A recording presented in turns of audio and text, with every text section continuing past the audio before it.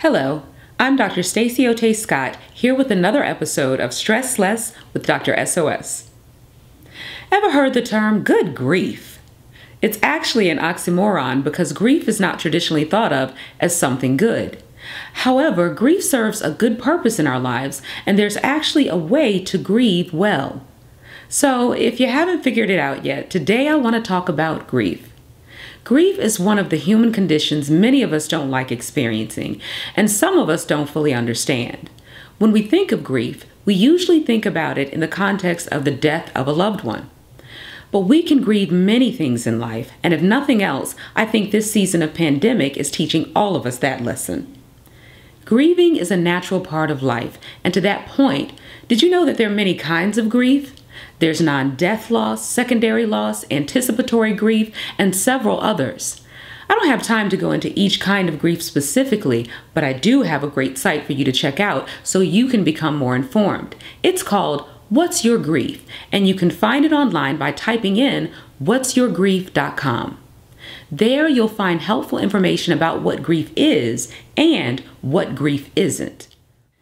As for our conversation today, I want to leave you with two thoughts. The first is about giving yourself permission to grieve. Oftentimes, when we experience a loss of any kind, our first inclination is to put on our big girl panties or man up so we can move on. Many of us try to quickly get on to the recovery or feeling better part of our process without giving ourselves permission to be okay with the feeling bad and this sucks part of our experience. Some people might even tell us in our feelings of loss to just get over it, which is at the very least insensitive and in some instances downright rude. But it's not someone else's responsibility, nor do they really have the authority to give us permission to grieve. So if you're experiencing any kind of loss, the loss of a job, the loss of an experience like prom or graduation for our high school seniors, the loss of an opportunity, the loss of a relationship, or the loss of a pet or a person, no matter the loss, and even if it's only temporary, delay is not denial or just perceived. God sometimes has a way of working things out. Before you do anything, give yourself permission to acknowledge the loss and grieve. My second parting thought is to remind everyone that grief is a process. There's a saying that if you've seen one person grieve, you've seen, well, one person grieve. We all experience grief differently and uniquely, which is to say that there's really no right or wrong way to grieve. What's most important to note about grief is that it's my belief that it's not the will of God that we will just go through grief. I believe His truest desire is for us to grow through grief. With that in mind, I want to share a resource that might be helpful in guiding you through the process of grief by introducing you to the stages of grief. Now, when I say stages, it's not as cut and dry as developmental stages like growing from an infant to a toddler to a child. Stages of grief are not linear, meaning you don't just go straight through them. Sometimes they can be circular, bidirectional, and maybe even perpendicular. Okay, I just made that one up. But the point is, there are stages associated with grief, and understanding them might help you deal with your grief and loss in a way that allows you to grow better so that you can avoid growing bitter.